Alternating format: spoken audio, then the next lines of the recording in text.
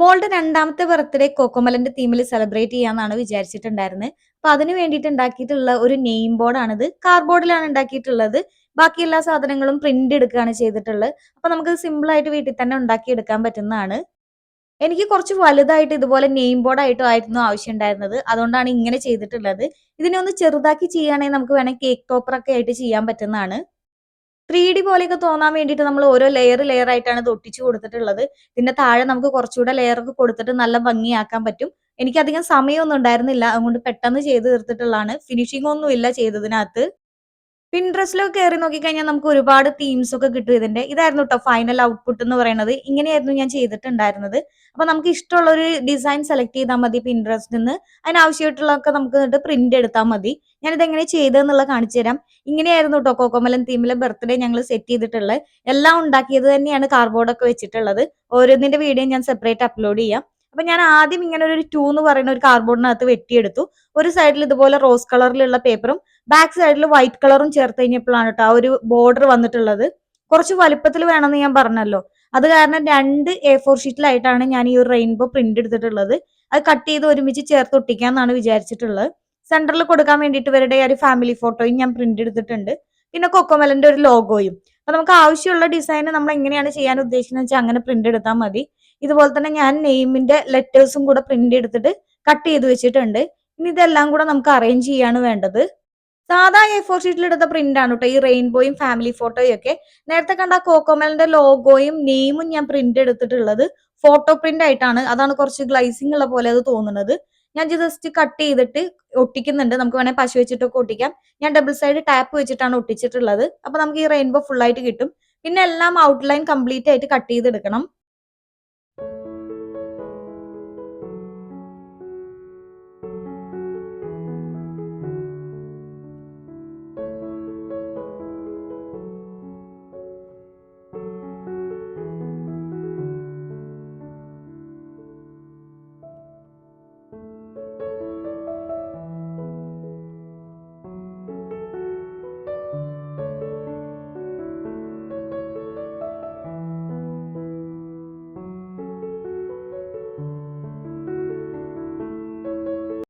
അങ്ങനെ എല്ലാം ഞാൻ ഔട്ട്ലൈൻ ഒക്കെ കട്ട് ചെയ്തെടുത്തിട്ടുണ്ട്. ഇനി നമുക്കിത് സെറ്റ് ചെയ്യാം. സെറ്റ് ചെയ്യാൻ വേണ്ടിയിട്ട് ഇതുപോലെ ഒരു കാർഡ്ബോർഡാണ് ഞാൻ എടുത്തിട്ടുള്ളത്. ഒരു സൈഡിൽ ഇതുപോലെ സിൽവർ കളർ പേപ്പർ ഒട്ടിച്ചിട്ടുണ്ട്. കാരണം എനിക്കത് കംപ്ലീറ്റ് ആയിട്ടുള്ള ഒരു ഔട്ട്ലൈൻ കിട്ടാൻ വേണ്ടിയിട്ടാണ്. ആ സിൽവർ കളർ പേപ്പർ കുറച്ച് എന്റെ കയ്യിൽ ഉണ്ടായിരുന്നുള്ളൂ. അത് തികയാത്തോണ്ടാണ് ഞാൻ അവിടെയും ഇവിടെയൊക്കെ ആയിട്ട് ഒട്ടിച്ചിട്ടുള്ളത്. ഈ ചിത്രങ്ങളൊക്കെ വരുന്ന സൈഡിൽ വേണ്ടല്ലോ എന്ന് വിചാരിച്ചിട്ടാണ് അങ്ങനെ കഷ്ണം വെട്ടിയ പോലെയൊക്കെ ഒട്ടിച്ചിട്ടുള്ളത്. ഇതിനി നമ്മൾ ഇങ്ങനെയാണ് അറേഞ്ച് ചെയ്യാൻ പോകുന്നത്. അപ്പൊ ഈ ബാക്ക്ഗ്രൗണ്ടിൽ മൊത്തം ഇങ്ങനെ ഒരു സിൽവർ കളർ കാണാൻ വേണ്ടിയിട്ടാണ്. എന്നിട്ട് ലാസ്റ്റ് ഔട്ട്ലൈൻ കട്ട് ചെയ്യാൻ വേണ്ടിയിട്ട് ലെയർ പോലെ തോന്നാൻ വേണ്ടിയിട്ട് ഞാൻ ഇതുപോലത്തെ ഒരു കഷ്ണമാണ് കേട്ടോ വെട്ടി ഒട്ടിച്ചിട്ടുള്ളത്. ഇത് ക്യാൻഡിൽ കുത്തി വെച്ചിട്ട് കിട്ടിയിട്ടുണ്ടായിരുന്ന ഒരു ചെറിയ സാധനമാണ്. നമുക്ക് എന്ത് വേണമെങ്കിലും തെർമോക്കോളോ അല്ലെങ്കിൽ കുറച്ച് കട്ടിയുള്ള ഡബിൾ സൈഡ് ടാപ്പോ അങ്ങനെ എന്തെങ്കിലും വേണമെങ്കിലും വെച്ചിട്ടും നമുക്ക് അതിന്റെ ഒരു ഹൈറ്റ് അഡ്ജസ്റ്റ് ചെയ്യാൻ പറ്റും. പിന്നെ ഇതുപോലെ ഒരു ക്ലൗഡ് ഞാൻ വെട്ടിയെടുത്തിട്ടുണ്ട്. അതും കാർഡ്ബോർഡിലാണ്. ഒരു സൈഡിൽ വൈറ്റ് കളർ പേപ്പർ ഒട്ടിച്ചെടുത്താണ്. ഇവിടെയാണ് ഞാൻ നെയിം സെറ്റ് ചെയ്യാൻ വേണ്ടിയിട്ട് ഉദ്ദേശിക്കുന്നത്. അപ്പൊ അതിന്റെ കൂട്ടത്തിൽ വേറെ ഒരു കളറും കൂടെ ഞാൻ കൊടുത്തിട്ടുണ്ട് ഇങ്ങനെ ലെയർ ആയിട്ട്. അപ്പൊ നമുക്കിത് വീണ്ടും 2, 3 ലെയർ ഒക്കെ ആയിട്ട് വേറെ കളറൊക്കെ കൊടുത്തു കഴിഞ്ഞാൽ കുറച്ചുകൂടെ ഭംഗിയൊക്കെ ഉണ്ടായിരിക്കും കേട്ടോ. ലെറ്റേഴ്സും ഞാൻ കട്ട് ചെയ്തിട്ട് അതിന്റെ എല്ലാം പുറകിൽ ഇതുപോലെ ഹൈറ്റ് അഡ്ജസ്റ്റ് ചെയ്യാൻ വേണ്ടിയിട്ട് ഒരു 3D പോലത്തെ ഒരു എഫക്റ്റ് കിട്ടാൻ വേണ്ടിയിട്ട് അങ്ങനെ ഞാൻ ഒട്ടിച്ചു കൊടുത്തിട്ടുണ്ട്. ഇനി നമുക്കിത് ഫൈനൽ സെറ്റ് ചെയ്യാണ് വേണ്ടത്.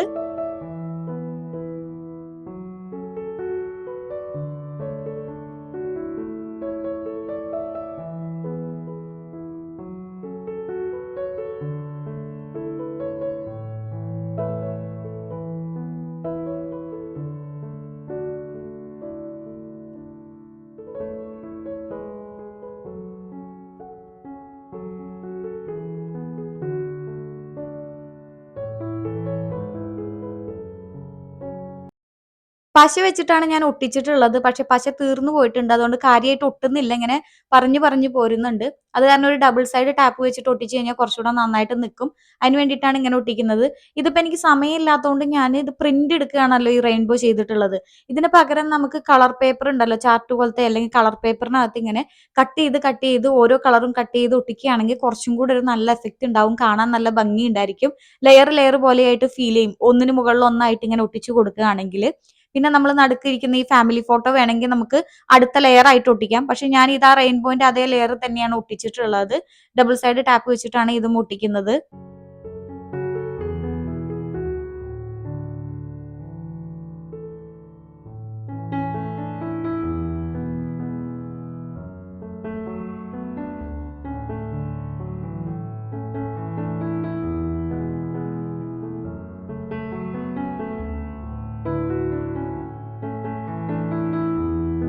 ഞാൻ ഈ 2 എവിടെ വെക്കുംന്ന് ഇങ്ങനെ നോക്കിക്കൊണ്ടിരിക്കുകയായിരുന്നു. അപ്പൊ അതിന് മുന്നേ ആയിട്ട് ഈ ക്ലൗഡ് ഒട്ടിക്കാന്നാ വിചാരിച്ചേ. കാരണം ഇങ്ങനെ വെക്കുമ്പോ കണ്ടോ ആ റെയിൻബോന്റെ 2 സൈഡും ഇങ്ങനെ അറ്റം കാണുന്നുണ്ടല്ലോ. കുറച്ച് സിൽവർ കളർ പേപ്പർ കാണുന്നുണ്ടല്ലോ.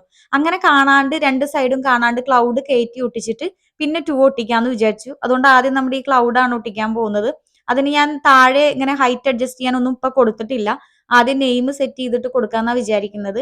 ഇത് നമ്മള് വേറൊരു കളർ പേപ്പറും കൂടെ എടുത്തിട്ടുണ്ടായിരുന്നല്ലോ. അത് ഇതിനകത്ത് ഒട്ടിക്കുകയാണ്. അതിന് മുകളിലായിട്ടാണ് നമ്മൾ നെയിം ഒട്ടിക്കാൻ വേണ്ടി പോകുന്നത്.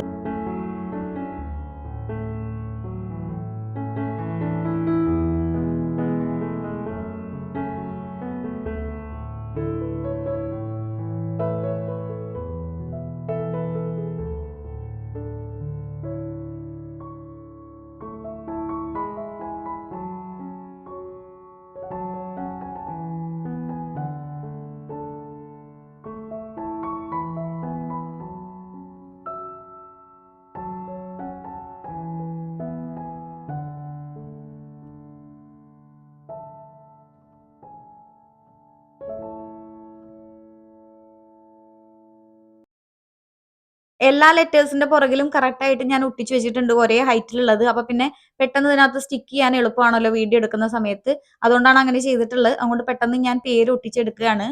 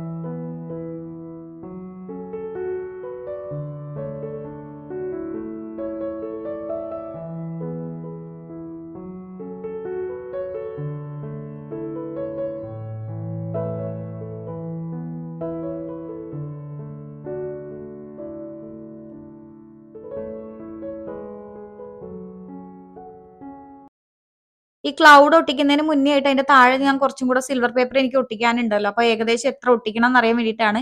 എന്റെ കയ്യിൽ കൂടുതൽ സിൽവർ പേപ്പർ ഇല്ലാന്ന് ഞാൻ പറഞ്ഞല്ലോ. തീർന്നു പോയിട്ടുണ്ടായിരുന്നു. അപ്പൊ അഡ്ജസ്റ്റ് ചെയ്തിട്ട് വേണം ഒട്ടിക്കാനായിട്ട്. അപ്പൊ ഞാൻ ഏകദേശം ഒരു ഐഡിയ ഇട്ടിട്ടുണ്ട്. ബാക്കി നമുക്ക് ലാസ്റ്റ് കട്ട് ചെയ്ത് കളയാന്ന് വിചാരിച്ചിട്ടാണ്. ഇത്രയും കൂടെ എനിക്ക് സിൽവർ കളർ പേപ്പർ ഒട്ടിക്കണം.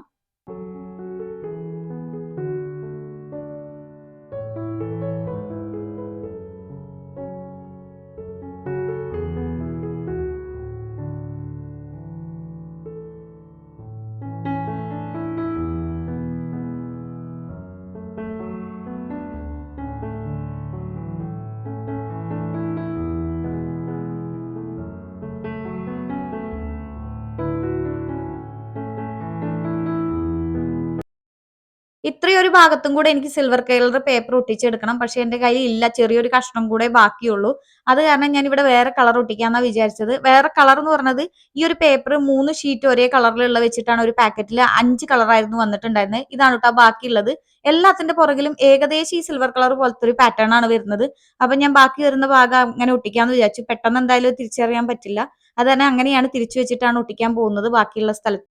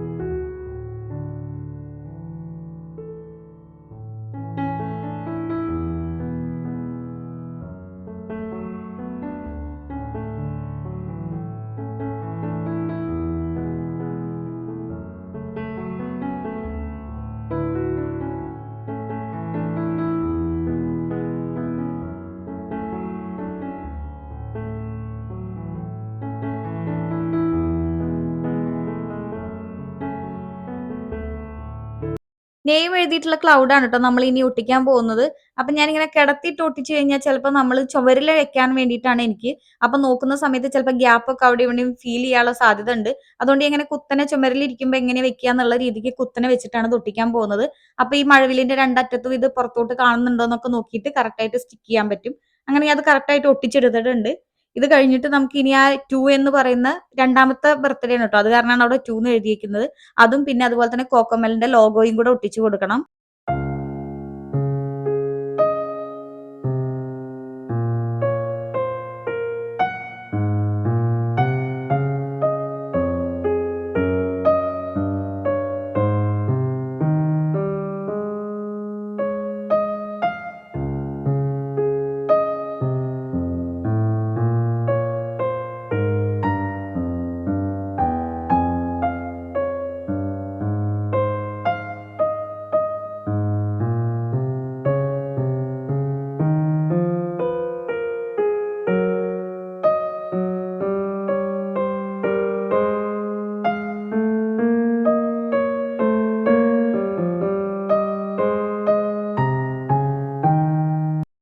കോക്കോമെലിന്റെ ലോഗോയും കൂടെ ഒട്ടിച്ച് കഴിഞ്ഞാൽ നമ്മുടെ പരിപാടി കഴിഞ്ഞു. ഇനി എനിക്കിത് കറക്റ്റ് ഷേപ്പിൽ വെട്ടിയെടുക്കണം. എനിക്ക് കറക്റ്റ് ആയിട്ട് ഇത് കിട്ടിയില്ല ട്ടോ. ആ 2ന്റെ മുകളിലൊക്കെ കറക്റ്റ് ഔട്ട്ലൈൻ പോലെ ഈ സിൽവർ കളർ വരണം എന്നായിരുന്നു എന്റെ ആഗ്രഹം. പക്ഷെ അവിടെയൊക്കെ കുറച്ച് കേറിപ്പോയി. അത് കാരണം എനിക്ക് കട്ട് ചെയ്തപ്പോൾ കിട്ടിയില്ല. എന്തായാലും ബാക്കിയുള്ള ഭാഗങ്ങളൊക്കെ ഞാൻ കട്ട് ചെയ്തിട്ട് വൃത്തിയാക്കി എടുക്കാൻ പോവാണ്. എന്നിട്ട് ഫൈനൽ ഔട്ട്പുട്ട് ഞാൻ കാണിക്കാം. ബർത്ത്ഡേക്ക് ഞാൻ അത് സെന്ററിലായിരുന്നു വെച്ചിട്ടുണ്ടായിരുന്നത്. ദേ ഇതുപോലെയായിരുന്നു ട്ടോ സെറ്റ് ചെയ്തിട്ടുണ്ടായിരുന്നത്.